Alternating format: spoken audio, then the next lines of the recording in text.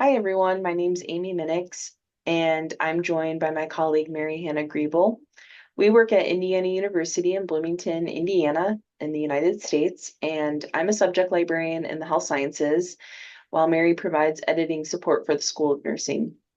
We began working together when Mary was exploring opportunities to support research output for instructors. We began brainstorming how to best meet the needs of newly hired faculty and agreed that a writing and dissemination toolkit would be the best mode for compiling resources and information about scholarly writing and publishing. There were key elements we needed to consider when designing the toolkit. First, the format needed to be flexible. Faculty are at various stages of their careers, which requires different scholarly outputs.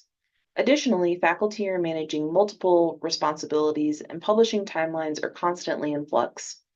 The modules are intentionally designed with flexibility in mind for faculty to have the information when they need it. The toolkit also needed to be scalable, meaning it can be useful for 1 or 99 faculty members without requiring multiple trainings or workshops. We were also mindful of content that is unique to the Bloomington campus, which required us to customize the toolkit as information or resources change. This ensures that information is up to date and relevant as priorities shift. I'm going to talk a little bit about our toolkit components now and how they relate to our audience, which is our faculty. For new faculty, it can be overwhelming for them to navigate new systems and find information. Our new faculty are given an overview of our publication resources during their onboarding experience, but it often takes a backseat to more pressing items as they begin their semester. So we developed the toolkit with modules for writing support, literature review, journal selection, fact-checking, reference software, and manuscript preparation and submission, with the goal of providing resources that faculty could access as needed once they settle into their faculty roles and beyond. So at Indiana University School of Nursing, here on the Bloomington campus, we have 3 faculty tracks and appointment types: tenure track faculty, clinical faculty, and lecturers. So of course, tenure track faculty generally have the most skills and experience when they arrive when it comes to publishing their scholarly work. And they generally need our support rather than teaching-oriented resources. For me, that means they may bring me finished manuscripts and ask me to edit and prepare them for publication. So I make sure the formatting meets the journal requirements and often submit manuscripts online for them.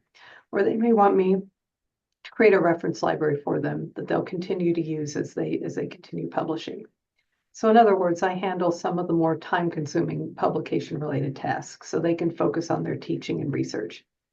Amy often collaborates with our faculty to conduct literature searches, or she may research open access options and funding for their work using nursing-focused resources that we have in the toolkit, including many that she's written herself for Indiana University libraries.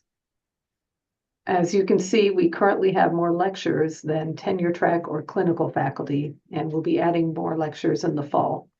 Lecturers usually have not published when they arrive, but many of them are also practicing nurses, so they may have ideas about publishing evidence-based practice projects or procedures, and we want to encourage that.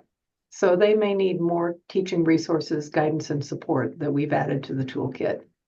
So we've designed the toolkit with an aim to provide faculty on different appointment tracks and at different points in their careers with the resources and support they need.